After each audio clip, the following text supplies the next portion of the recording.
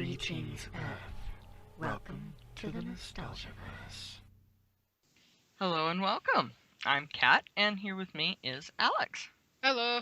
Today we have a special guest who created a very interesting and fun little game, card game, called Time Wars. Welcome, Bijhan. Hi. Hello. Hi. So, okay. Tell us the story. How did Time Wars come about? So it's pretty much rooted in two separate things that converged. The first was just the little nugget that everything spun out of was the idea of the Time Wars, the Great Time War in Doctor Who. And they did a great job of making it mysterious and really capturing the imagination of all the possibilities, but I couldn't help but wonder about the specifics. Like, what does a battle in a time war look like? What are your goals? How do you set about actually committing those goals, and what does it look like to fight back, to resist against that? And so that always in the back of my mind, and that's what I drew upon when I had a group of friends who we were doing a lot of role-playing games. And we'd played a little Star Trek, we'd played a little Star Wars, a little Teenage Mutant Ninja Turtles, and we'd found things that we sort of liked about all of them and disliked about each of them. And they asked me to try and make a science fiction universe and a role-playing game system that would really capture their imaginations and address the limitations we'd found in so many other games. And so that was the first Time Wars game of any kind, was the role-playing game Time Wars Strike Team. That was the first Time Wars game we had, and it's actually available free on our website now. Really easy to play, not very much to learn, but it really focuses on the characters whose motivations are to go back in time in a brief little window and to actively change history to try and improve it. It requires not only understanding how history works, but also what it looks like to improve the human condition in history. Kind of like Quantum Leap, in a way. Very much so. I loved watching that show growing up, and well, it's a really fascinating show. You got this guy jumping into body after body of people who are powerful in some ways, and then he jumps into people who are oppressed. As funny as it is to see Scott Bakula in a dress with earrings, like that episode was phenomenal. All those episodes where he had to literally live in the shoes of women and actively One of them was pregnant. Exactly. I love that. Which was hysterical. Oh, I love that. It's a great science fiction show for showing what it's like to step into other people's shoes and have an effect on history. And so, that was really influenced by a lot of really great science fiction, all the way from Quantum Leap to Spider-Man. Things from as diverse as the books that DC Fontana wrote for Star Trek, in the 70s, all the way up to Power Rangers. Like, everything's in the mix when it comes to Time Wars. And so drawing on all those really wonderful characters and all those amazing, basically standing on the shoulders of giants, I was able to find all these things that worked in all these different kinds of media that I really loved. And they slowly, I hesitate to say that even I did the piecing together. It was almost like they did it on their own. The characters, the setting, the larger themes about humanity and our individual roles in society, they just sort of came together. They just fit together like puzzle pieces. And soon I was writing books and programming a video game, and now I've got the card game Kickstarter, all with the same characters in the same setting, telling one big continuous story that anyone can get involved in. That's very cool. Thank you. That is very, very cool. For our listeners, I met her at NorwestCon. Yeah. She had a table, and I'm like, okay, what is this? So she goes through the spiel and shows me some of it. I'm like, that is cool. And we got to talking about that, and I told her about Nostalgiaverse, and she's like, oh, hey. So, and this is how we ended up here. Which is very, very cool. And I love NorwestCon. I've been there, every year for, I want to say, at least 5 years. And I know people who've been going there since they were literally infants, and they're my age now. And it's probably one of my favorite conventions because it's not It's kind of one of those things where it hasn't blown up yet, so there's not a bunch of corporate interests pulling it apart, Right. tearing it apart at the seams. And so it's sort of this wonderful, at this wonderful level where there's so many people that go to it, but it really has a focus on independent creators and the community of science fiction writers, people, the grassroots of this industry. Yeah, yeah. And the cool thing with NorwestCon is the fact that it is host to the Philip K. Dick Awards, Mm, and they announce the nominees for the Hugo Awards at the con. absolutely, I love it. It's So a real. you got associated with two different literary awards at the con.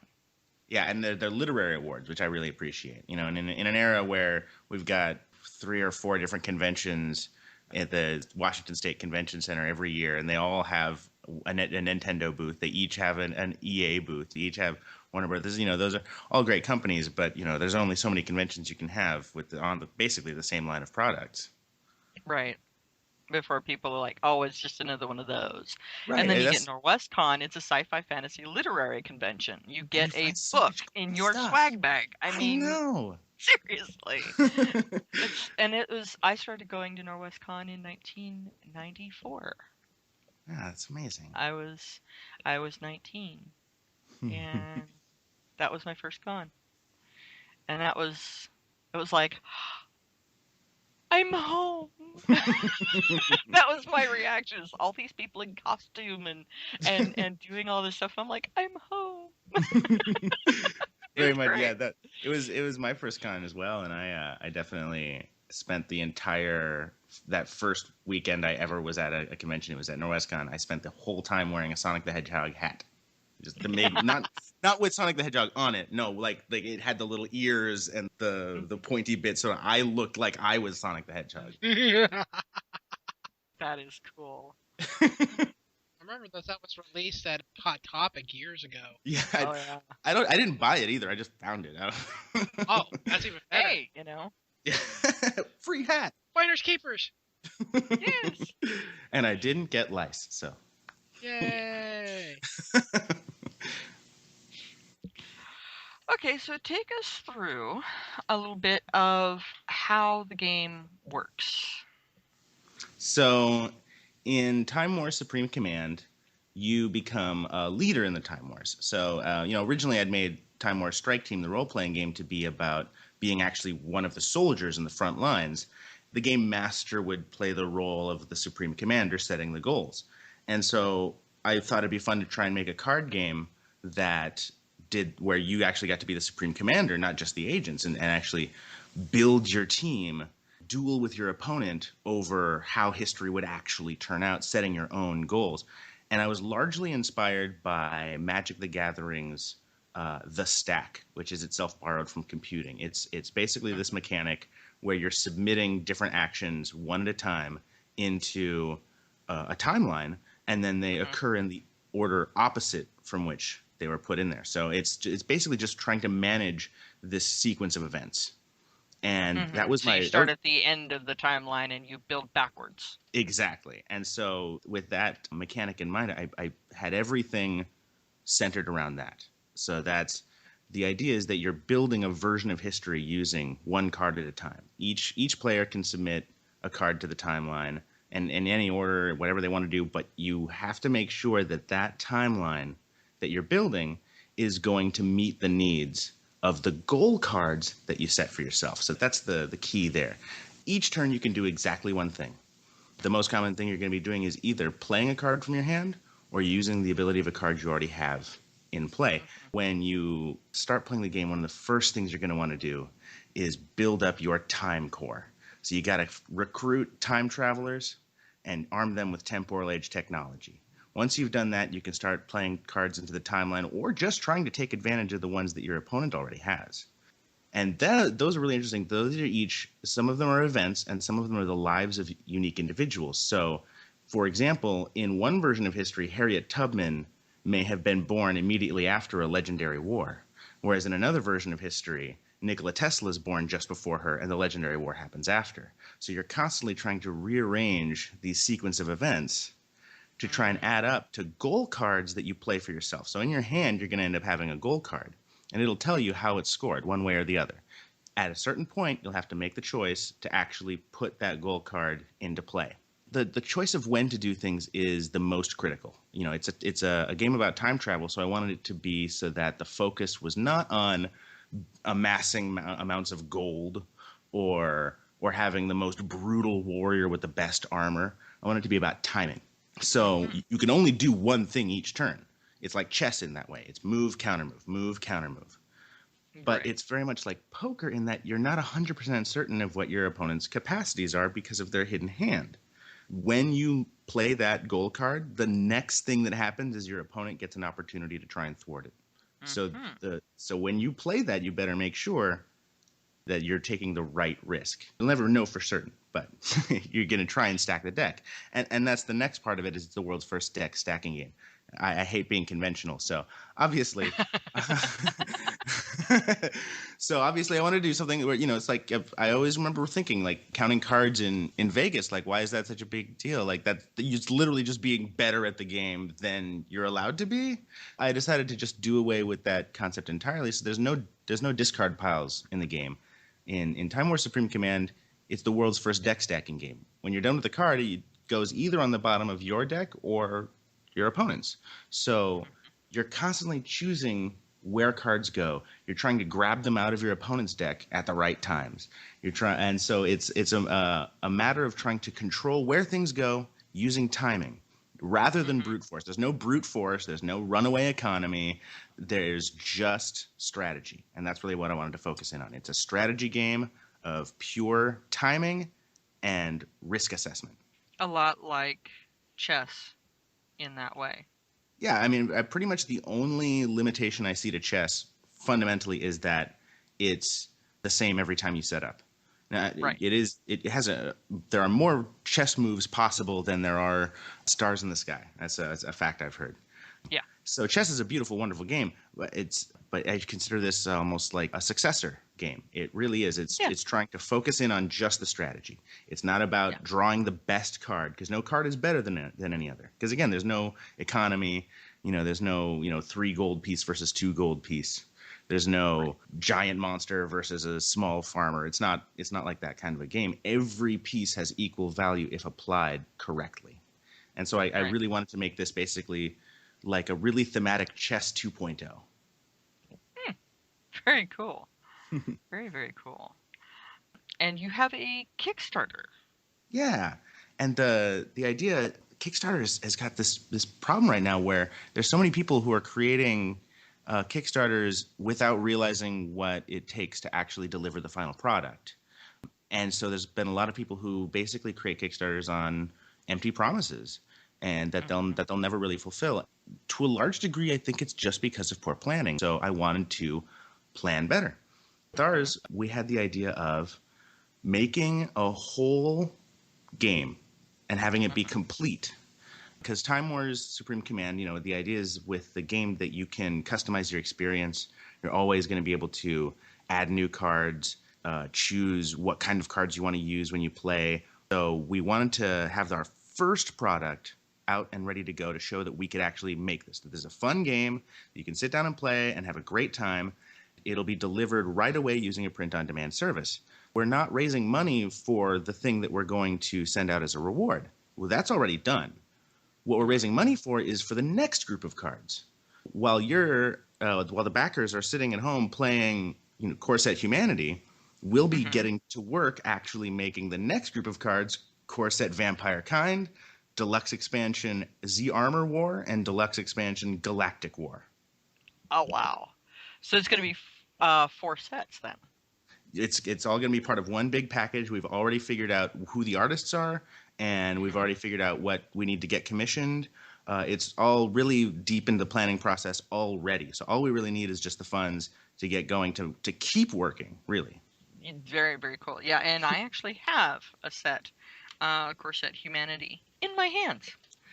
It's just a matter of me getting together with a friend of mine to test out a game and then be able to post a review for you, which I hope to be able to do soon. And just looking at some of these cards, it's It's very simple, very straightforward. It all comes down to the person's imagination and how they put it together, just from looking at the cards. Yeah, I mean that's really what I wanted to do is I wanted probably what I wanted to do is deliver on the promises that Magic made to me, Magic the Yeah. Gathering. Magic the Gathering promised me that it would be almost a form of self-expression, that you could craft your own win strategies and that your collection would be unique and that you would draw upon that unique particular array of different cards to craft your own strategy. And it promised basically to be gaming Legos, really. Yeah. And it never really materialized because of the rarity component and the numerical mathematical component. A card could Yeah. be better or worse than another card because you're paying more for less. I mean that simple concept is, it's phenomenal in a game that is so economically driven and it requires a lot of analysis.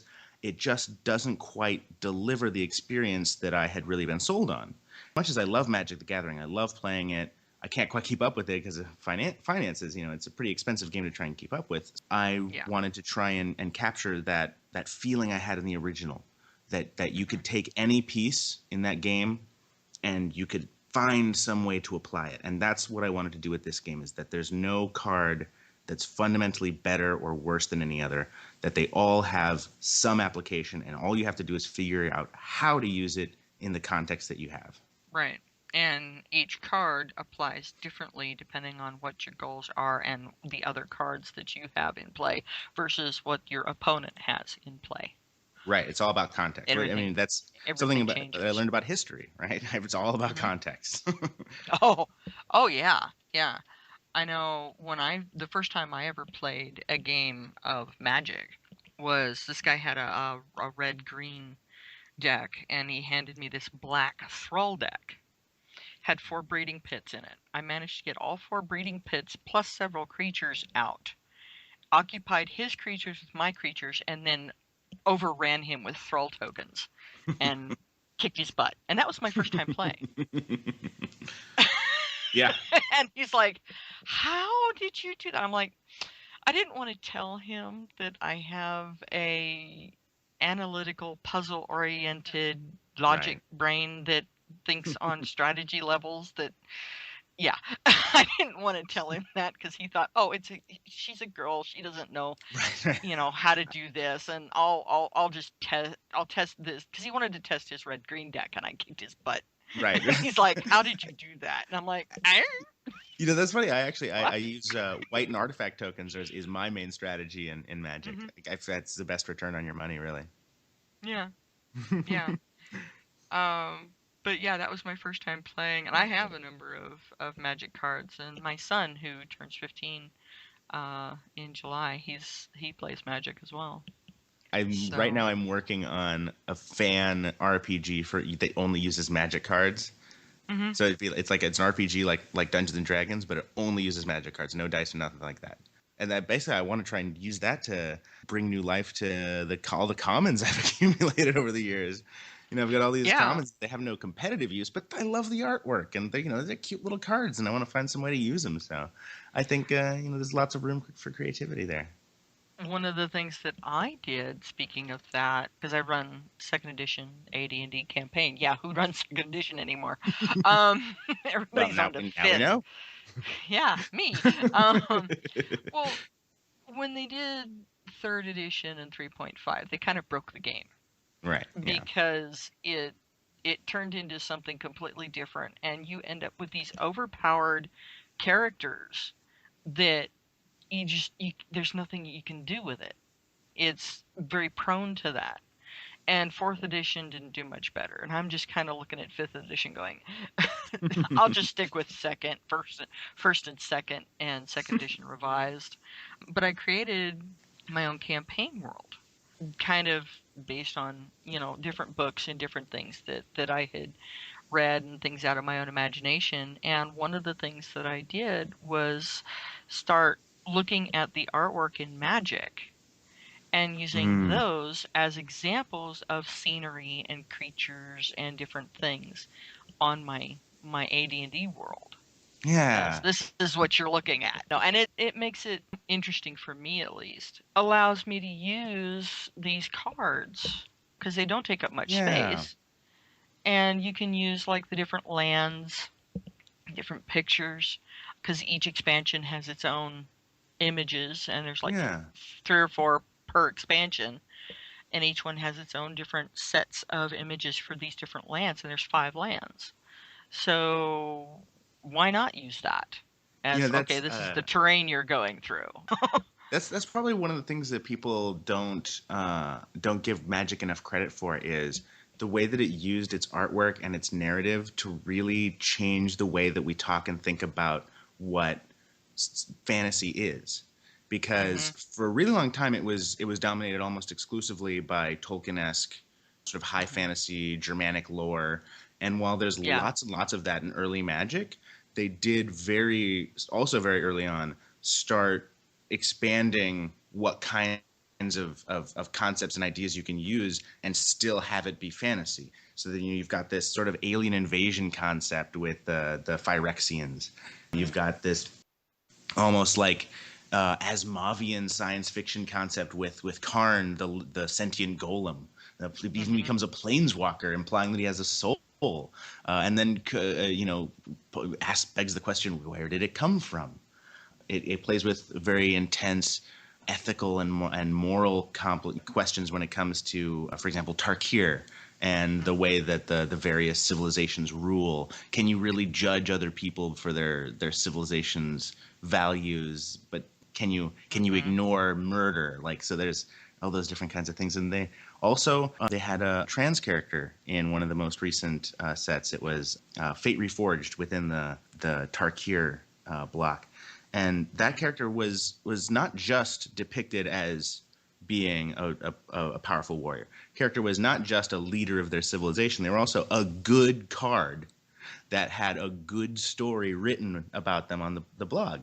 Magic has been doing a phenomenal job of pushing the envelope of what is acceptable in mainstream fantasy while still being considered fantasy, without going beyond, while still being recognizable as fantasy. Yeah, and you have your classic elves, and there's all different kinds of Yeah, elves. exactly. And there's dragons and worms and slivers and apes and minotaurs, Herloon minotaurs. I love those. There's so many great combinations of all these different kinds of mythology. I even love the way they get Far East and African and Middle Eastern mythology involved. Hmm. They run the gambit literally, and Yeah. like I was talking about the thrall deck, you've got these like almost nightmarish little minion creatures that, Yeah. that crawl out of these breeding pits. They're called thralls, and they've got different goblins and orcs and all kinds of stuff. And it's not your typical Tolkien orcs and goblins. These are, Right. oh my god.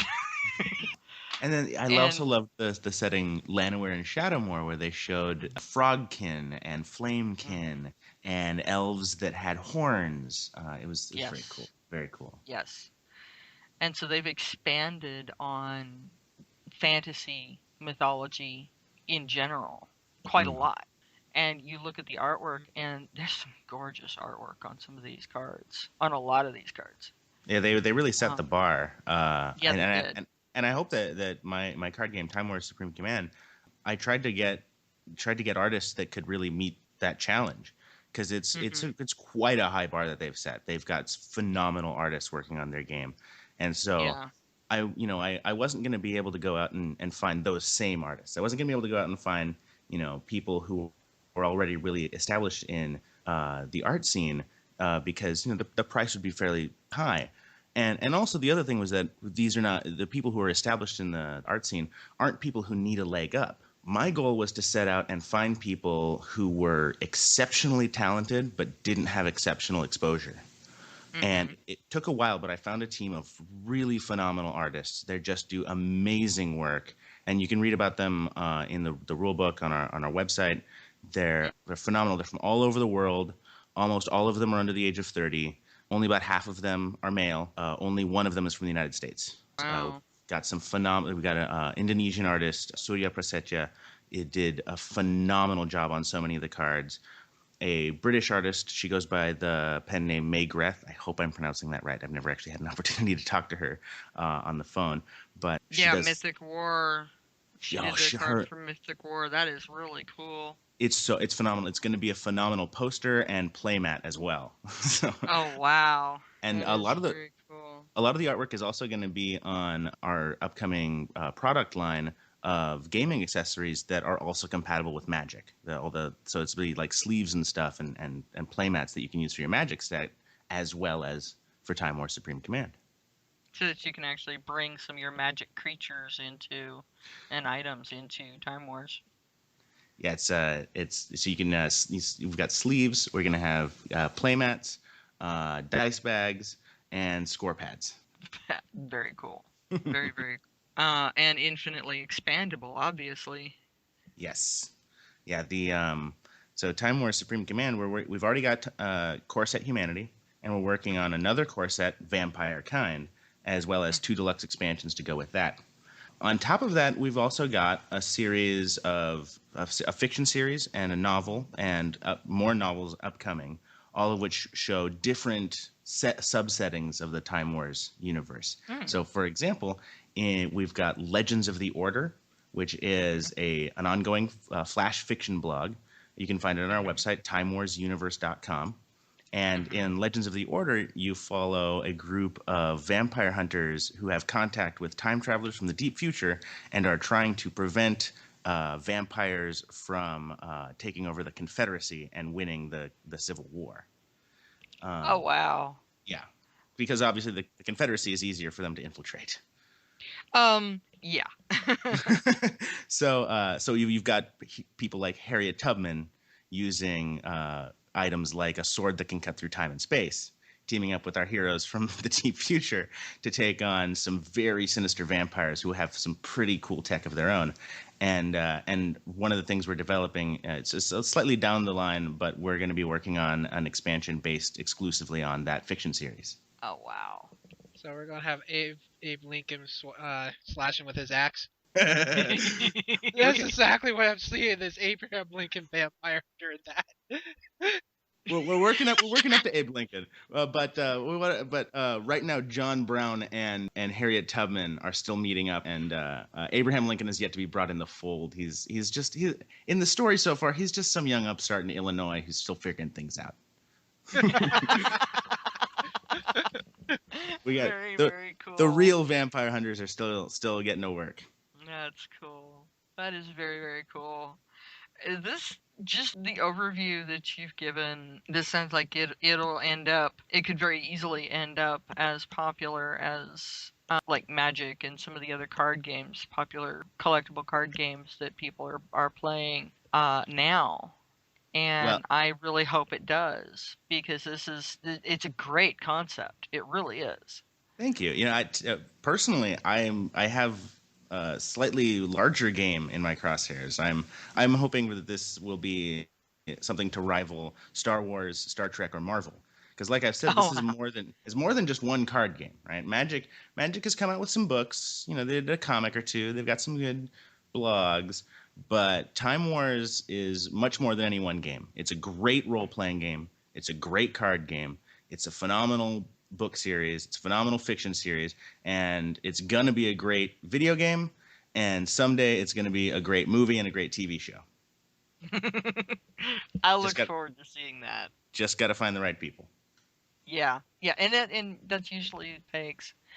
One of the things that I have come across is that networks often don't understand something like this, so maybe doing it independent would better suit this. At the very least, proof of concept. Look at all of the different independent films that are like, oh my god, jaw-dropping.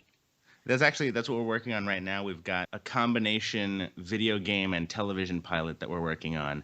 It's going to be based on the same characters as the novella, which is a young woman who was only known by Agent Moo, It's the code name she's given by the secret society she's accidentally inducted into. And so someone who has no qualifications just accidentally becomes, through happenstance, the only thing standing between Seattle and vampiric annihilation. And so focusing on her relationship with her predecessor, who is a human mind trapped inside a pager-like device. So Johnny, her predecessor, he knows everything about the vampires, but he can't do anything. And she can do anything she wants, but she doesn't know anything. So it's kind of a match made in hell. I love the flavor text on hers. I know that it looks like a red toothbrush, but it's definitely a radiation cannon. I'm like, oh, and it's a picture of her, and she's holding a red toothbrush. That is hysterical. I love it. Novel itself is very much dark humor and dark fantasy with quite a bit of action and suspense. And so Right we're up my working. alley. So I'm working on a sequel that's actually going to be an interactive movie where you take on the role of Johnny, the little guy inside the device. So all you can do is choose what he says. And that'll change your relationships with the other characters and drive their decision making. And so you can give them you can make choices and decisions. And it'll all be from his perspective. Right now we're in the process of casting and fleshing out the script. And eventually it'll be an interactive movie that you can actually choose your own ending. It'll be a lot like the choose your own adventure books, but with hopefully some pretty witty repartee on the audio. And then we can use that as sort of a proof of concept of what it would look like as a film or a movie or a television show. Because I think the characters they came to me whole. I didn't even really write them. They just sort of appeared on my doorstep one day and said, "Hey, this is what we did already. Here, write it down." Mm-hmm. It was it's pretty great when you don't have to do any work on characters. They just sort of pop right into existence. Right. I've done that playing tabletop RPGs. It's like, yeah, here's this character. It's like, where did you get that? I don't know. It just sort of happened. Been there, done that. So that's what we're in the process of doing right now. Is we're trying to figure out how to bring more of these characters to life on screen. Very, very cool. Yeah, I love the picture for Johnny. You've got the screen. It says, "Oh, come on." I love the flavor text on some of these, like Nikola Tesla. But I don't want to be a vampire hunter. I just want to change the world. This is great. I love it. And the pictures are wonderful. You got some really cool artists on here. They did a phenomenal job, and I really hope that one of the big reasons for doing this Kickstarter is I'm trying to raise the money so I can pay them to do it again. This is how I make a living. This is how they make a living, and I just really hope people enjoy it enough that we can keep doing it. Yeah, because card games and stuff are such, particularly collector games like this, are such a big thing, and the fact that you've got such an expanded universe around it with the books and everything else, it gives more insight into a lot of these characters, and looking forward to a film and possible TV series is not only is that ambition, it's good ambition and it's creativity, and I love it. Thanks. And it's this whole thing. I want to see this go as far as it can go. I really do, because this is great.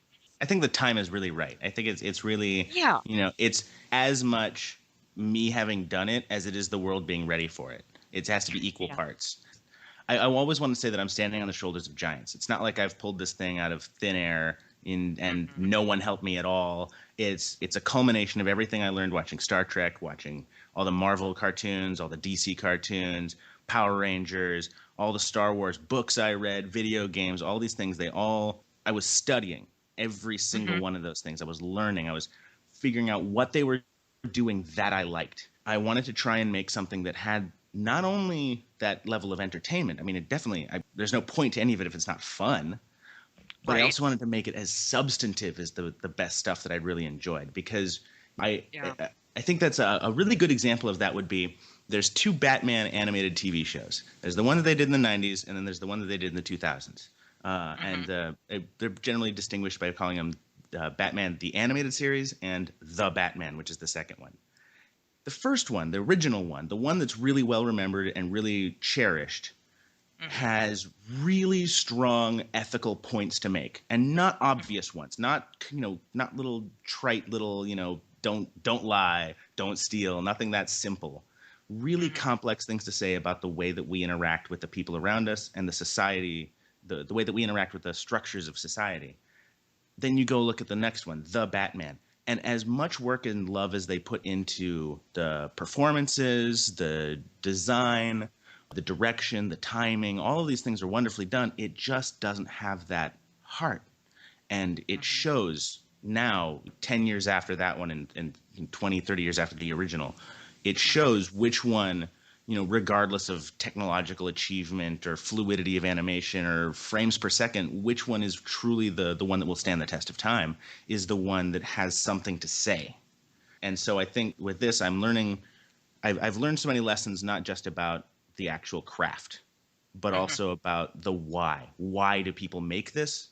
Why do people enjoy this? Why do people want to engage in science fiction at all? Why not just sit home and stare at a wall? Why is that a better alternative? And so a large part of that has to do with challenging the intellect. Yeah. People who really love science fiction aren't closed-minded people, because they seek out entertainment that asks them to think differently than they already did. So I think that we're at a point in time now where we've got 3 generations of people all looking at the same group of events and wondering, how do I make sense of all of this? What stories do I use to understand what's happening? And many people are turning to religion, many people are turning to science fiction, many people are turning to things as frivolous as reality television. People are turning to everything that they can think of to try and make sense of this all. And I don't think I have a lot of insight. I think I've done a good job collecting the insights of geniuses that have come before me. Everyone from Stan Lee to Jerry Siegel, even Haim Saban, people who really had the Gene Roddenberry, George Lucas, the giants, DC Fontana, the people who've really took the time to figure out what it meant to make media that meant something. They were the pioneers, and I feel like I just can't be the one to slack off. I can't be the one I can't oversee, I can't be a part of a generation that doesn't pick up the torch. So I really wanted to make something substantive, something that really meant something. Yeah, that's like, why did people get so heavily, why is Transformers such a big thing? Well, look at the stories, look at the characters, look at what's going on. Absolutely. In that. Look at, like you said, Star Wars and Star Trek, Babylon 5, Stargate. Why are people still so intensely enthralled with Firefly and more fans? And it's been off the air for more than 10 years, and still more and more people are falling in love with it. Why? I think look at it. Exactly. And I think another really good example is look at all the ones that didn't mean anything. Look at all, why aren't people talking about Buck Rogers? No one's talking. It meant nothing. And it was at best a Flash Gordon ripoff. Why aren't people talking about? I can't even think of. But how many science fiction shows, comic books come and go every year that no one remembers? A great example, that terrible Steven Spielberg TV show where people from the future go back in time and set up a colony in prehistory, and they're like living amongst dinosaurs, and it just watched that series. I know that. I remember there was, I tried really hard to like that show. I really wanted to like that show, and there was an episode where they all find a cave that causes them to just sort of forget things. And I realized I was watching an episode of Land of the Lost all of a sudden. Yeah. That's really what that show became really quickly. And I just couldn't. I was just like, you're not better than Land of the Lost. Why am I even bothering? And again, that show really didn't mean anything. It tried to sort of start to kind of say something by showing a future that was really bleak, bleak that people had to abandon it. But then it never really did anything else with that. So another thing I wanted to do was I wanted to break ground on format, because a lot of great science fiction breaks formats. You know, the best example would probably be Star Trek, primetime science fiction for adults. Yes. Boom. Star Wars. That one was huge because it was science fiction that wasn't about shiny, beautiful, outlandish things. It was about, even the spaceships were rusty and leaky, and it lent a humanity to everything. Even the aliens Battlestar felt more human. Galactica. Exactly. Because their plight was so real. Their problem was something that was it was an exodus. Every civilization in all of history has had an exodus at some point. So it really tapped into something really fundamental. Yeah. So I wanted to break format, and so one of the things I did is the card game is not actually a collectible card game per se, and it's not even really a living card game like Fantasy Flight's brand of living card games. It's you can take the core set and play it with just 2 people by itself, and that's a full game. Or you can take the other cards we're developing and you can make your own decks. Or you can take the other sets we're developing and mix them in a special way that we've set out in the rules, so that you end up with a 2-player set that you don't even so the idea is that I wanted to be able to have people dial in their experience to choose how much of it they wanted to do, and that's been a real key to the success of so much science fiction. A good example being comic books. A comic book is real easy to carry, which made it hugely popular amongst truck drivers and pilots and people who just had to travel. Kids going to school obviously was a huge market, but people overlooked the fact that it became a huge thing because of the innovation of portability. That you could, by using pictures, you could convey as much more information in a much shorter period of time, or a much smaller part of the page anyway. Television was a huge innovation because all of a sudden you could tell much more complex and nuanced stories in your own home without having to go out. So I'm not going to invent television, obviously, but I could at least try and break some ground in the gaming industry by trying to create a product that doesn't punish you if you don't want to invest your whole paycheck into it. Right. And it's with it being a specific, got this set, and then you've got this set, and you get the whole set in one go, rather than getting little, like 10 card packs or 8 card packs or however many, because different collector cards have different numbers in their little blister packs. That they you get the whole set, like you get a deck of cards. Well, you've got this set, you've got the humanity set, and then, like you were saying, the vampire set, that's one whole set.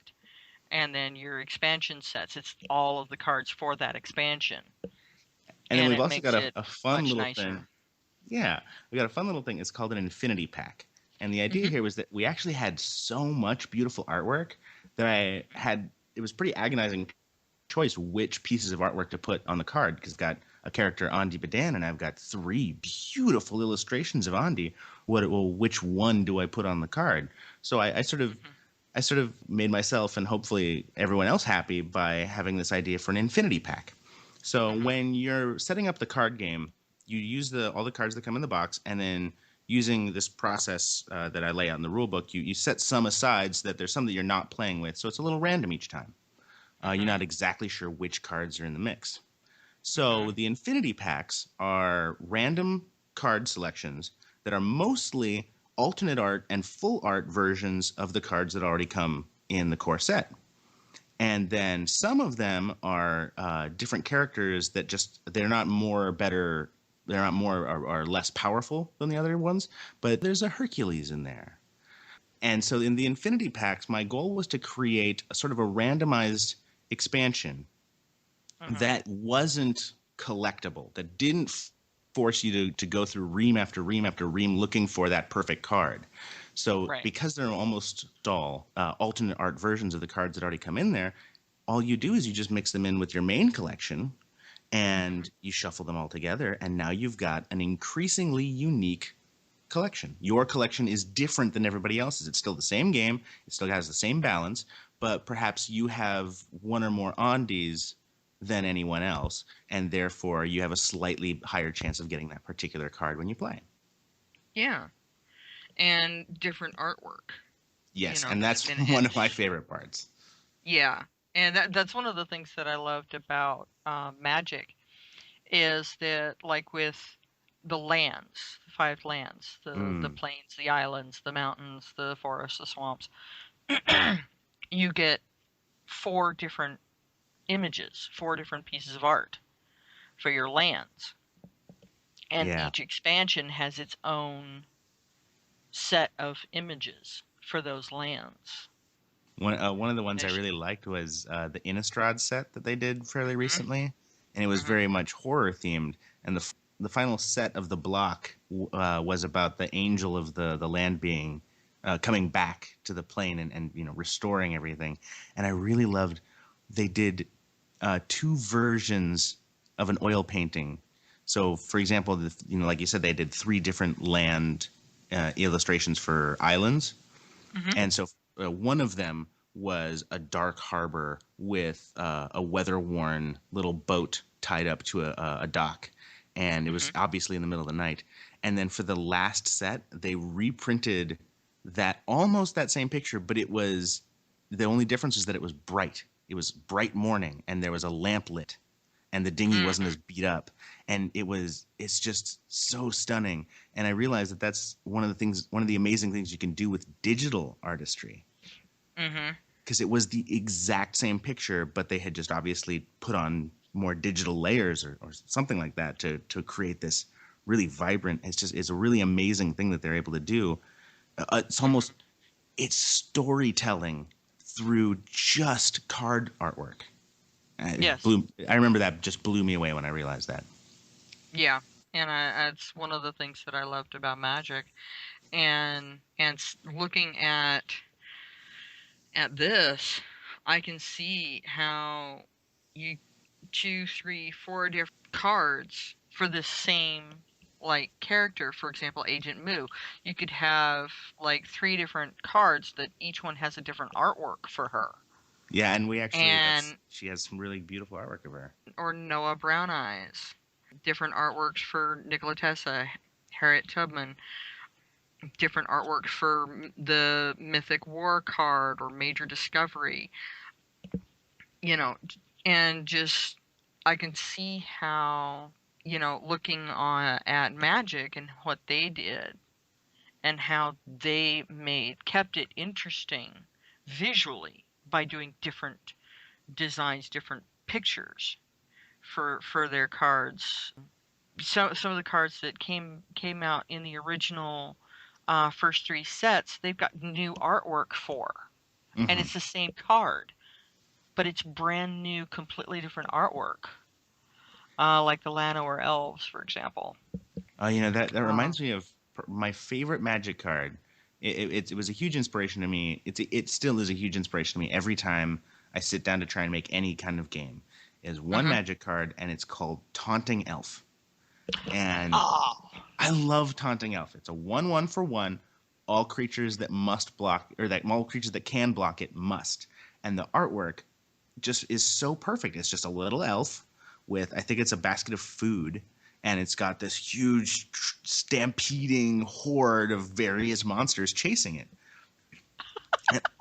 And oh my gosh. I remember that was the card that I looked at it, I looked at the rules, I understood the card as a whole and what it represented within the game, and that was the moment I became a gamer. Like, really became a gamer. When I really got that. And so that's the kind of thing I wanted to do. So for example, one of the things is Harriet Tubman in Time Wars has a sword that can cut through time and space. She's got an ability that allows her to go after to take out a time traveler. She's the only civilian that can take out a time traveler, and there's a reason for that, because she's the only civilian with a sword that can cut through time and space. The present is not made for us. My future is mine to fight for, is the quote on that one. That's very, very cool. For her. The only other card that can take out a time traveler that goes in the timeline specifically a time traveler, is Giant Celebration, and that one has an absolutely gorgeous artwork. I actually took that art and I put it up on. I made it a poster on my wall. My mom got that done for me for Christmas. I love it. It depicts the celebration of the end of the Lunar Wars in Nairobi. Mm-hmm. And Mm-hmm. so I worked with the artist to make sure that it was true to the way that Nairobi is currently laid out, but then we built a futuristic city up on top of it to represent the future of Nairobi. And then there's a collection of people playing music and dancing in the front. And originally, I really just needed a card that was an event that took out time travelers. And that was really just all I needed, in the design process. And I had to figure out what that card would represent. And Mm-hmm. I wanted to have as many positive kinds of events to display, Mm-hmm. but I didn't want to make them but obviously this event has to, lead to the destruction of someone, but I want to portray it as positive. So how do I do that? And I came up with something that I was pretty happy with, which was that public gatherings, big public gatherings, are a dangerous place for time travelers. Yeah, no place was more dangerous for a time traveler than a public gathering. So I wanted to just have that idea, and so I actually have the main characters of the story are in that picture. You kind of have to look for them. You have to know their faces first because they're not in their uniforms. And I just want to be able to tell that tiny little story that they're taking a risk by even being there. It's a very dangerous place, but they're going to be there anyway. Mm-hmm. You also got coup d'etat. Caesar must be stopped, and you, Brutus, you as well. That one I had Et a lot tu, of fun. Brute. Exactly. I had a lot of fun with that one, designing that one, because it's a scene that's been done many times in Mm-hmm. classical artwork. Everyone loves to draw Caesar being assassinated, but Mm-hmm. it was never depicted by people of the era. It was only ever Mm-hmm. depicted by people who lived much further west than Italy, and Mm-hmm. almost exclusively people who lived hundreds of years after the fact. So they habitually imbued those paintings with so many concepts from their own time and their own civilization. So what you see Yeah. is you see is a Roman Senate composed almost exclusively of elderly white men, when Mm-hmm. in reality that was not the case. Yeah. In reality, the Roman Senate included many women and people who we wouldn't currently consider white. I mean, there wasn't a concept of whiteness at the time. There are people who come from what we now consider to be Persia, Turkey, Egypt, Syria, and yet those unique individuals who we know for a fact were present at that event in the artwork painted in France and England and Netherlands depicts white people, very pale, ruddy in the cheeks, that sort of classical Western European male pattern baldness. Yeah.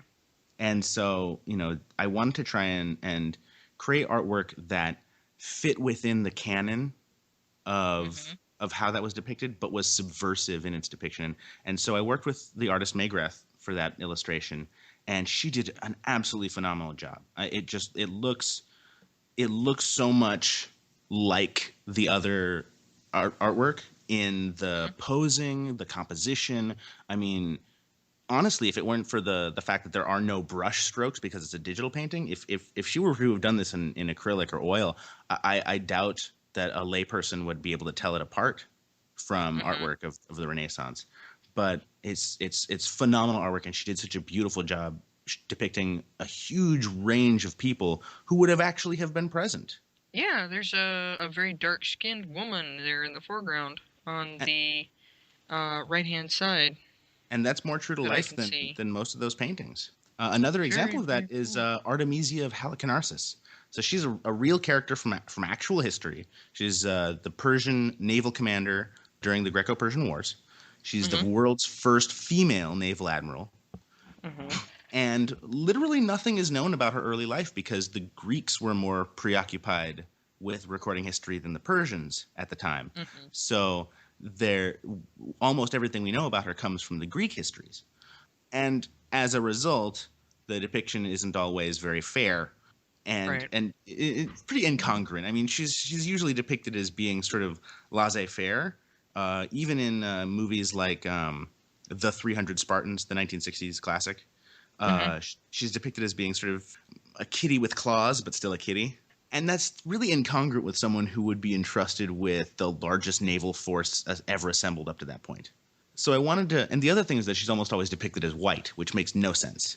While she was linguistically Greek, she was ethnically African and nationally Persian. I wanted to create a vision of her that, not necessarily being historically accurate, but was more in line with the history of lionizing our ancestors. The English don't spend any time worrying about whether or not the Holy Grail was real or Excalibur was actually magical. King Arthur wielded Excalibur and it was magical. And even if you don't believe that that's true, that's still the first story you're taught. And so I wanted to do something similar with Artemisia of Halicarnassus. She truly was a character who was on the right side of history. In the long term, you realize that she was the regent of her realm. She led Caria from the town of Halicarnassus, and it was a region of what we now call Turkey. She was trying to resist the Greek terrorists that were attacking Persia to try and get special preferred treatment for Greek merchants that were trading on that side of the ocean. So what happens is that the Spartans and the Athenians are smuggling weapons to terrorists inside the Persian Empire. And she's trying to go after the source because it's happening in her hometown. So her hometown is being overrun by foreign terrorists, and so she gathers a navy to go and try and stop them at the source. If it weren't for the fact that the Persians had lost that war ultimately, and that Athens much later became what we would now consider the heart of Western civilization, if it hadn't been for those two things, we wouldn't talk about Artemisia as anything other than a hero. If I have a card that's going to be a cool card and I've got no one to go on it, I'm going to think long and hard about who deserves to go on it. And when I was thinking about awesome people, kick-ass people in history that deserve to be in cool cards that depict them as badasses, first three names that came to mind: Artemisia of Halicarnassus, Nikola Tesla, and Harriet Tubman. Her friends call her Artemis, her followers call her Captain, but her enemies call her the End of Days. Yes. I like that. She has an amazing backstory. I don't want to spoil it, but hopefully we'll be seeing it soon in a fiction format. I will say that she has a very, very close relationship with Hercules and Rostam, the mythological heroes. Oh, cool. Very cool. There's a lot here in both mythology and in history, actual history. And, you've obviously done your homework. I was always a pretty good student of history. I'm very much self-taught. I'd always read ahead in the book. Yeah, I'm kind of the same way with science and all of that. I got hooked on dinosaurs when I was 4, which turned into paleontology, which turned into zoology and the various attached aspects thereof. I got hooked on astronomy when I was 8. So, and it just snowballed from there. Yeah, absolutely. And so, yeah, I well understand that the whole something strikes you and it's like, oh, go digging further. Yeah, I get that totally. And I feel like you've done that here, and I can very clearly see that, and it's awesome. I love it. Thank you. I really want to try and inspire that in others too, because I remember at one point someone said I don't like history, and I was like, how can you not like history? And I was like, do you like stories? And they're like, yeah, I like stories. I'm like, well, then you like history. And they're like, no, I don't like history. And I realized that they had only been hearing history from bad storytellers. And I was thinking about that more, and I thought about it more, and I thought about it more, and I thought about science, and I thought about the fact that when I am sitting around thinking about scientific subjects, when I'm reading an article or I'm trying to apply some sort of abstract concept into my daily life, the things I draw upon, the memories I pull out of that deep morass in the back of my mind. They don't come from science class. They come from Bill Nye the Science Guy. Carl Sagan. Exactly. Neil deGrasse Yeah. Tyson. There's Yes. what's his name? The guy who did Connections. Mm-hmm. I love that show. Mm-hmm. The idea is that there's a spoonful of sugar helps the medicine go down. It's really that simple. If as long as something's mildly fun and interesting, everyone's gonna love it. And the fact that it's almost like people have to work really hard to make science and history boring. Yeah. And when you've got, especially with things like science and history, if it comes down to memorizing names and dates Mm, and points of facts, you're gonna lose your right, audience right, completely. But you bring in, for example, the series Through the Wormhole. Morgan Freeman narrates it, right. Exactly. and you bring somebody, in who you you you write it in such a way, you present it in such a way that it becomes interesting and fun, and it pulls you into it. It's like, ooh, that's the difference between, um, oh God, perfect example, from a movie, Mrs. Doubtfire. Hmm. He goes into the studio, and here's this guy who's like snore worthy in the extreme, talking about dinosaurs. And it's like, oh, Right, even the right. guy behind the camera was falling asleep, okay? And trying desperately to stay awake. And one night, late night, he comes in there, and he's sitting there with these dinosaurs, and he Yes. starts going in, and the guy's watching it. He's like, that's funny stuff, and you learn something. It's like, don't dumb it down for them, just talk to them. Right. Make it fun and entertaining. And he really, really liked it. And Mrs. Doubtfire became the host of this new show by the end of the movie. And that's a perfect example of that. Where you go from, oh my God, everybody's falling asleep and slowly dying of boredom, to, holy crap, this is funny as hell.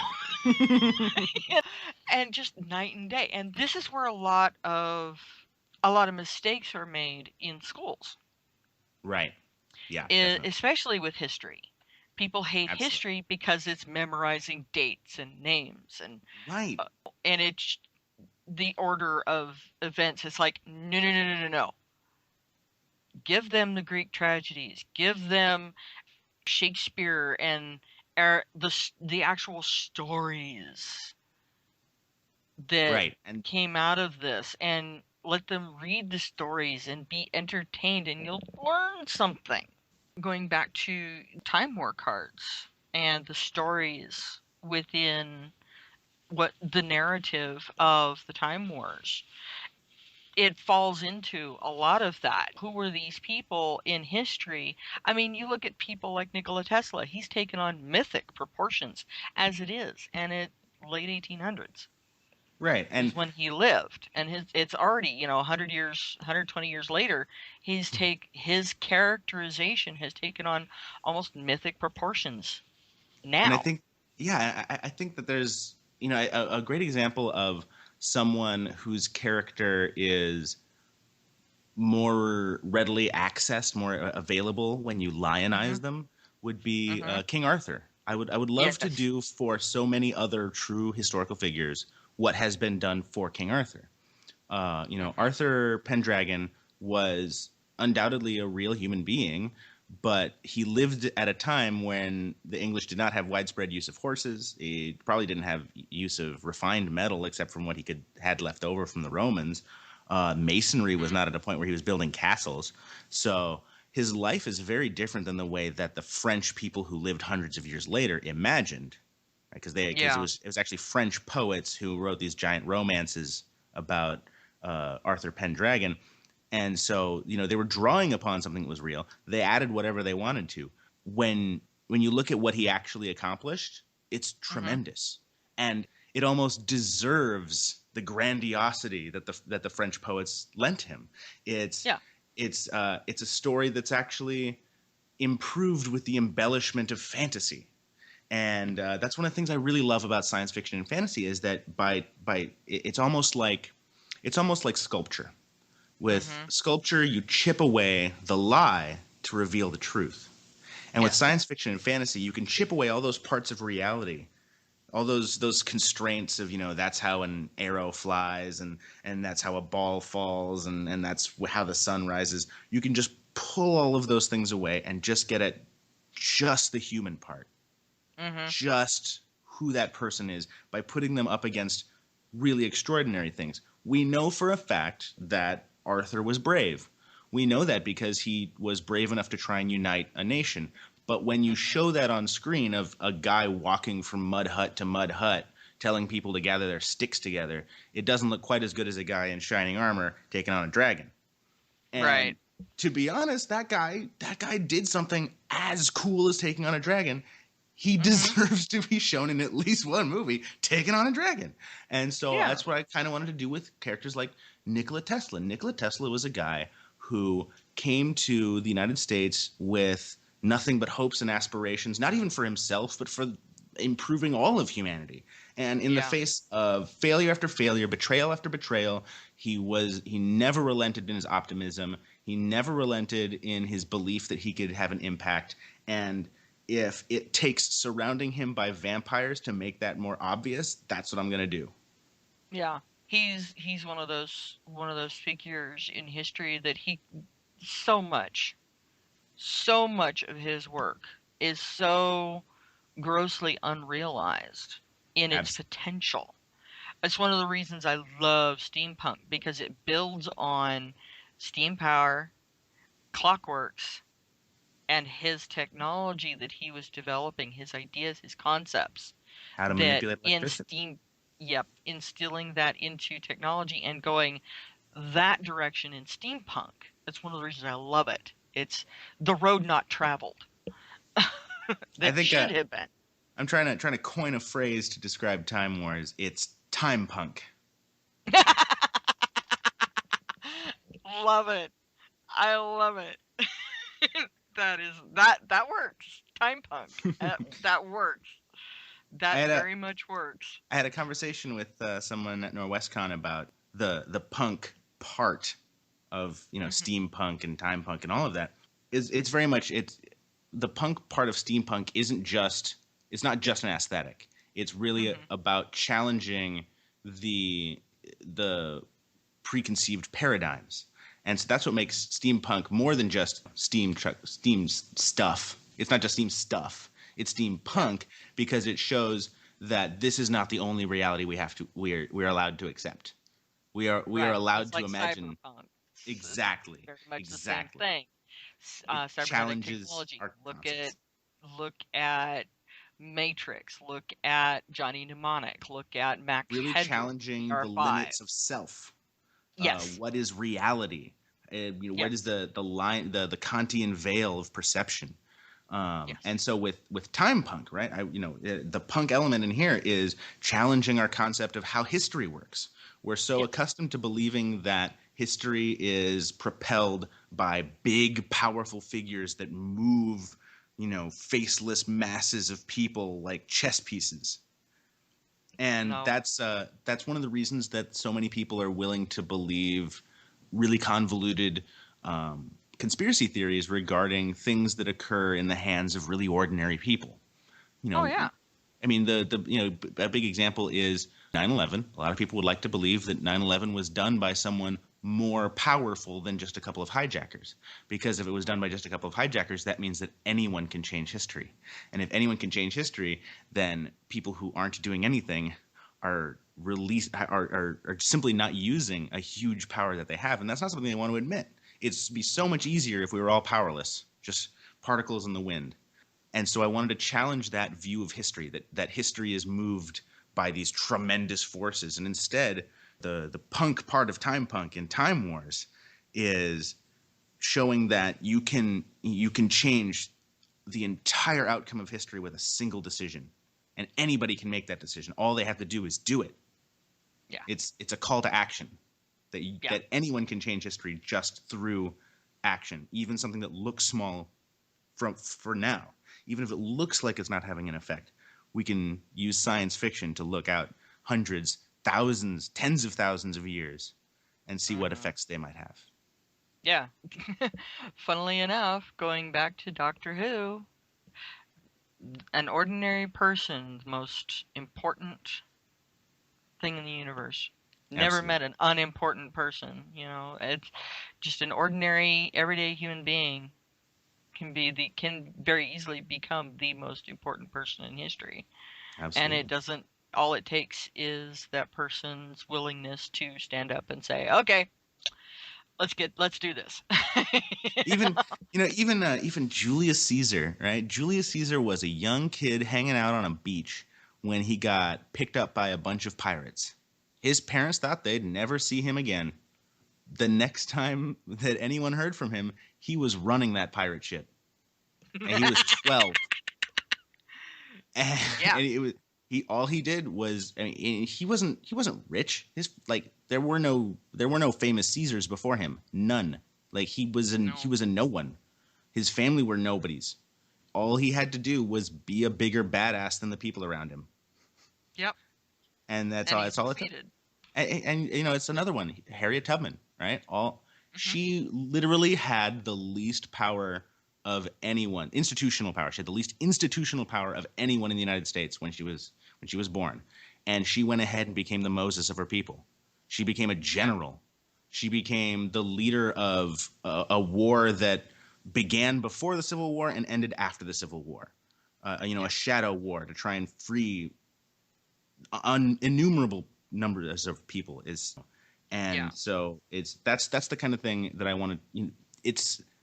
It really strikes at the nature of history that we talk more about Abraham Lincoln than Harriet Tubman. Because when you talk about people whose actual actions brought about the end of slavery, not the institutional end of slavery, but literally the end of an individual's slavery. Yeah. Harriet Tubman is a footnote in our history books, and that is the height of unfairness. I can't think of anything more unfair. And because she did so much.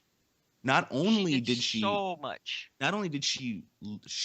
went and she freed people, right? That's the thing that we really know about. That's the thing we really understand in our history books. What we don't realize is that she led troops in the Civil War in battles. She was literally a general of troops. And then she took down vast swaths of Confederate plantations. She disarmed mines. She navigated treacherous waters in the middle of the night. She had a vast spy network. And even after the Civil War, she was still working to try and free all these people who were in little corners where the U.S. Army hadn't quite reached. She was doing advocacy stuff, even in the women's suffrage movement, all the way up until the very end of her life. She did so much on the ground work and institutional work that just doesn't go appreciated. All we know about her is as a conductor on the Underground Railway, and that's almost more of a slight than leaving her out entirely. It so minimizes her contributions. And yet there's so much more that she did. I mean, look at the regiment. It was one white officer with all of these black soldiers. The movie Glory, which we saw in high school. Yeah. When I was in high school, and what they did. Look at Tuskegee Airmen. Absolutely. And the wind talkers, the Navajo code talkers, during the war. Oh my God, these people that had given so much, and they're like a footnote in history. And then finally somebody does a film about them, and then suddenly everybody goes, "Really? They didn't tell me that in history class." It's like, yeah. And that's the great power of media. It's I think of Netflix as the modern church. It's the modern atheistic church. It's where everyone goes to find the stories that they use to relate to the world around them and the people around them. Yeah. For a lot of different people, that's church. They go listen to their favorite stories, or at least stories that speak to them very deeply, and have that shared experience with their community. You don't. A lot of people are less and less religious in all over the world, especially in this country, and with this decrease in religiousness, we don't see a decrease in the need for storytelling, and so I think that really the decrease in religiousness has also gone hand in hand with the increase in popularity of science fiction and fantasy media for that very reason, because people are looking for stories they can use to make sense of the ethical landscape around them and understand how to relate to other people. Stories with meaning, stories exactly. with heart, stories that speak to us on a level that we haven't experienced otherwise. And a lot of people look to media and religion to tell them not only the story of where they're going, but where they came from. And with science fiction in particular, fantasy to a lesser degree, but science fiction in particular, we have the opportunity to use hypotheticals in conjunction with real science to analyze the forces that brought us from there to here. Yeah. And one of the things that I love about science fiction, technology in science fiction has become real.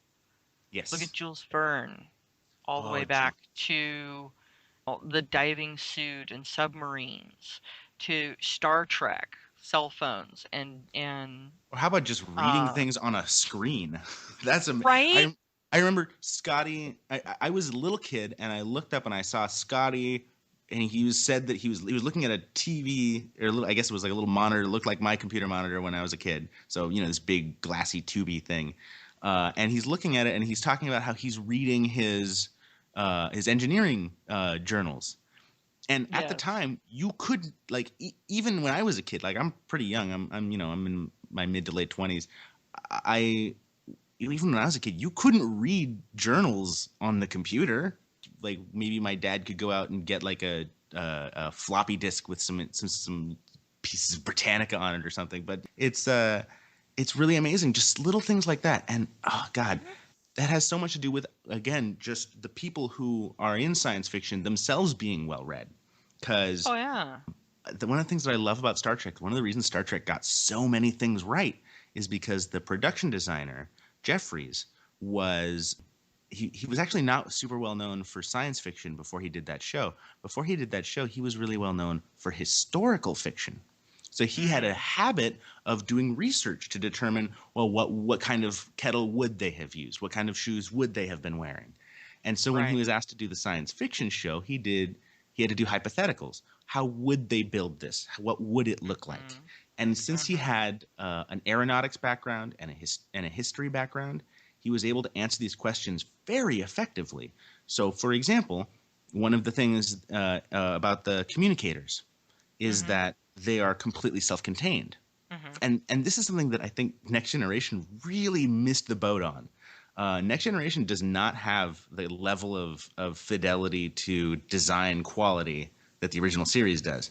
Because if your ship is gone and you don't have any other tools and you're stranded somewhere, if you have an original series communicator, there are buttons and dials for you to change the frequency and maybe find one that works. Not so with a pin. Right. So with that little pin badge, right, they had the design problem of how do you actually manipulate this without an external interface? It has no interface. What do you do to change the settings? You don't. You need an external interface. And once that computer goes down or once the computer is absent, you can't use that device anymore. So one of the things that they did, actually, I think at one point they took one apart to reset it, and there was another instance where they actually they tapped in, I think Data actually tapped in a Morse code message. But see, you wouldn't even need to open the casing to do that in the original series one. Yeah. Stuff like the nacelles are why nacelles. Up until that point, they'd been making everything like a rocket ship, one big tube, and Jeffries realized, well, if something goes wrong with the explosive part of the ship, you want them to be as far away from everything else as possible. Yeah. So that's where the nacelles even come from. Yeah. And of course, no show has done the cylindrical rocket since. No, they've actually started doing different configurations. Look at Battlestar Galactica. Yes, that's another good. And the configurations of those ships and how they work, and look at Babylon 5, and they're all very practical. They're all focused on how it's used. Yeah. And that kind of logical consistency is what really underlines great science fiction. The idea that it's something that is a lot of thought went into it, and that the viewer can put as much thought as they want into it, and it'll still hold water. Yeah. And that's one of the reasons that I'm a second generation Trekker, thanks to my mom. She grew up watching the original series, and I was watching reruns of it, plus the movies, and then Next Gen, and all of that. My favorite race is the Klingons. Number 2 is the Vulcans.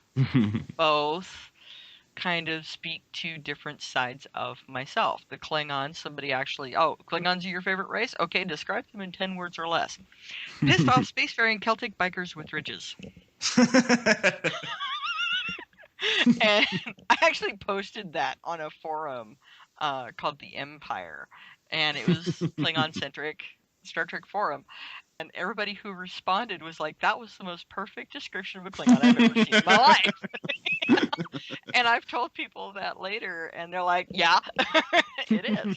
Vulcans are very logic-oriented, as we know. They're very highly intellectual, very thoughtful. That's one of the things that I like about the Vulcans is they're very thoughtful, they're very intellectual, they're very, they work things out. They can and do think outside the box. They made a sacrifice to increase their ability to apply their intellect towards learning and understanding. Not just gathering knowledge, but actually understanding. And that's one of the reasons I like Vulcans and why they appeal to me. So on the one side, wild Celtic warrior, and on the other side, the intellectual. And that's me, essentially. So one of the things I love about Star Trek is that it gives all of those civilizations more depth than just being these two-dimensional cutouts, because obviously here on Earth there's no society that completely lives up to its own ideals. No. There was although both societies claim to be about equality, neither the US of the 50s nor the USSR had any equality at all inside of them. And so one of the things I adore is that, for example, the warrior Klingons, they do need doctors and engineers. Someone designed that control panel that they're using. Someone had to assemble all those bits and pieces. So they have to use a great deal of justification to have that to explain how their engineers, doctors, scientists, pharmacists are somehow engaging in some sort of metaphorical war, somehow in spirit contributing to the war effort, and are warriors in a non-direct sense. And so there's a great deal of justification. They're necessarily a sophisticated society with many different strata and different interests, but because they've put so much importance on one particular profession, all other professions are seen through the lens of that one. And the Vulcans have a similar thing. I think that my favorite way that they explored it was in the TV show Enterprise. One of the first times they ever explore it is in Journey to Babel in the original series. The idea that Vulcans obviously do have emotions, and ideally they don't give in to the emotions, but sometimes they can have so much hubris that they ignore the fact that they are actually experiencing an emotion. So Sarek is upset about the life choices that his son Spock has made, but he's not going to say he's upset. He's going to pretend it's something logical because that would hurt his ego. In Enterprise, they did a great job of exploring that at a social structural level, where they had a society that practiced kolinar and mind touches. And at the time, at that, hundreds of years, 100 or so years before Kirk, at that time, it's considered taboo in Vulcan culture. And so it's about this hegemonic society that there's a small group of almost like religious clerics, except that they've declared themselves non-religious. But it's almost hypocritical because they're dictating how to interpret Surak's teachings to the population at a governmental level and actively oppressing people who are against their particular ideology. And that was a phenomenal story arc because it showed that the society may be dictated by what could from the outside be seen as a simple law, no emotion, but in practice could become incredibly sophisticated. And it really played with a lot of the nature of history. People don't sit around twirling their mustaches thinking, oh, I'm going to be villainous today. People have deeply held beliefs, right? But that's really, some people think, I can't, people really put like little Hitler mustaches on politicians they don't like. And as much as I wasn't a fan of George W. Bush, but holy shit, he was nothing like Hitler. No. And even Hitler wasn't just like sitting around thinking about how he was going to mess with people. Right. Like, look at some of the classic villains in Star Trek. For example, my personal favorite villain, Khan Noonien Singh. Yes, He is more a greatly misunderstood anti-hero. Everything he did, every effort that he put into what he did was for the sake of his people and their survival. And when he went after Kirk in Wrath of Khan, it was in vengeance for what he perceived as betrayal and abandonment by Kirk that caused the death of more than half of his own people, including his wife. His wife, yeah. Yep. And who they kind of glossed this over. His wife was formerly a member of the Enterprise crew. The woman that So he didn't just send away. Kirk didn't just send someone to her death whom he didn't know. He was her boss. She was his responsibility. So and that's he abandoned, and by Khan's perspective, Kirk abandoned them. Right. Literally. And that's never checked on them, never looked in to see how they were doing. Brought some SETI Alpha 6 exploded, shifted SETI Alpha 5's orbit. Nobody noticed, nobody cared. Right. More than half of his people died, including her, who was one of Kirk's people. And so he was justified in his anger and his rage at Kirk. And in Space Seed, when he originally attacked Kirk, he saw Kirk as a figure of that same authoritarian structure that used and then tried to slaughter his people and then sent them off to die in space. Yeah. And so he thought the same thing was going to happen again. And that's why he turned on Kirk, because he started to see, he's like them. Right. And that's why he attacked. So if you look at things a bit from a different perspective, suddenly Khan isn't really all that bad of a guy. Well, and it comes back to what we were talking about in the very beginning. It's about context, and it's about the social forces that move things. Because if you look at what Khan experienced leading up to becoming the leader of the world, of a third of the world, what he experienced was isolation, mental torture, basically this ridiculously inflated sense of self. He was surrounded by people who had told him that he was made to do this thing. How could he ever believe anything else? And he was basically brainwashed into becoming an egomaniac. And it makes me think of things like, I was watching a documentary the other day, and it was the story of World War II told from the perspective of German soldiers who weren't Nazis. And basically what they'd been sold on.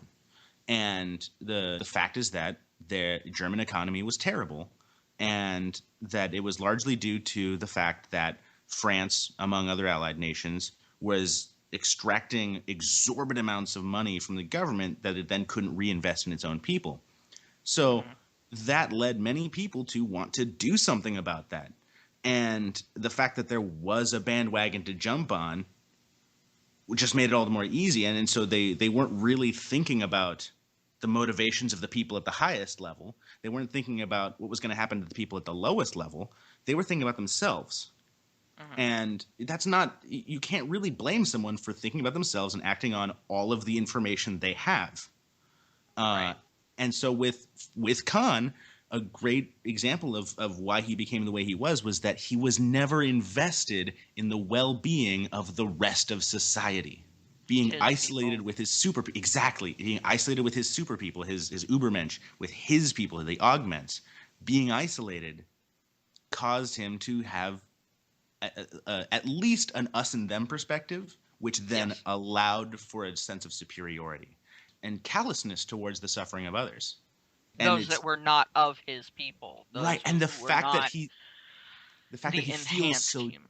yes, the fact that he feels so deeply for his people indicates that he had every opportunity to feel that way for everyone else, but was denied that opportunity. And so that's how there are monsters in history. We can look at history and we can find genuine human monsters, but there's no such thing as a baby that's a monster. No one was born with a knife in their hand or hate in their heart. Something happened to them, and even then, it's not like a one-to-one thing. Obviously, one person can have terrible things happen to them and not become a murderer. Someone else has the exact identical things happen to them and they could become a murderer, but that doesn't change the fact that that person may never have become a murderer if it weren't for what happened to them. That something within them was operated upon, but it need not have been operated upon. Yeah. Going back to the cards, it all in perspective. Look at how each card, look at how each person, look at how each item in the deck can be stacked in a particular way in the timeline to resolve to a completely different outcome. Right. And it kind of makes you look at history a little bit differently. Yeah, that's the one of the abilities of the card is called control, which means that Nikola Tesla has every opportunity to be used for good. But if you control the events around him, you can use him for something that's evil. So a large part of it is about controlling the context, and I think that's where we are in history, and that's what I really wanted to do with this game is to make people aware of the fact that they can control the context, that we as a species can control what happens in our society and actually shape the experiences of people that come after us. Because like I said before, I'm standing on the shoulders of giants. If it weren't for Stan Lee, I wouldn't be where I am right now. If it weren't for Gene Roddenberry, DC Fontana, if it weren't for these amazing creators, I wouldn't have the tools and skills I have to navigate the world the way I do. I've always felt the call to action, and now I want to spread that call. I want to call as many people to action as possible to do everything they can in their everyday lives. Everything from painting more and singing more to buying a donut for someone on the street who can't afford it. And there's so many things we can do every single day. Watch a documentary and legitimize the effort that people made to document reality. Read a book. Just reading it, just reading the book validates everything that person went through to make that book. All these little things add up to a much bigger and more profound effect than any one of them. Yes. Definitely. And part of Nostalgiaverse is looking at what has shaped our imaginations over not just the course of our lives, but those who came before us and those who are coming after us. At the stories. Look at the things that we grew up loving. Nostalgia is literally those things worthy of remembrance. That's where it comes from, and the things that we look back on and think fondly of. That's nostalgia, and that's the basis of Nostalgiaverse. And this game brings that into play quite quite quite well, and illustrates that not just history but in storytelling. And there's so many, just with one deck of cards here, there's so many different stories that you can tell just with a single deck of cards, that you and your friends can sit down and go, okay, let's see what we can do this time. And And it's then just the more it's gonna get cards you more and add more. to it, the more expansive the stories become. The Yeah, more it's variety of stories that you can tell. And that's one of the things that drew me to the Time Wars cards, is just the potential for storytelling. yeah, the core set humanity is all about Hmm. humanity. And then we're gonna come out with core set vampire kind, and that's all Yep. about the villains. And each deluxe expansion, they're gonna be Yep. smaller, and they go into the core sets. They focus more on a particular subsetting, a really individualized story. So I'm really excited about this one coming up, Z Armor War. That's one that I've been working on the story of very intensely, and it is we get a little sneak preview of it. Noah Brown Eyes is a card in Core Set Humanity. She is also the leader of the Z Armor Knights, and we're gonna find out who the rest of her teammates are, meet her villains, and learn more about their story. I'm pretty excited about it. I don't want to give anything away, but it's Yeah. gonna be really exciting to see these characters finally come to life and have people engage with them. Yeah. Looking forward to it. It sounds like it's going to be just a great system, Thank you. And just in and of itself. And the more expand on it with additional sets and the stories, the books, and so forth, this looks like it's going to become, just by virtue of what it is and the way it's presenting, this looks to be a very, very cool thing. And people, I think, will get really, really into this. thank you. It's I'm just a excited. matter of getting the word out there, and that's one of the reasons why you're here now. Absolutely. And thank you so much for talking about this. Thank you for having me.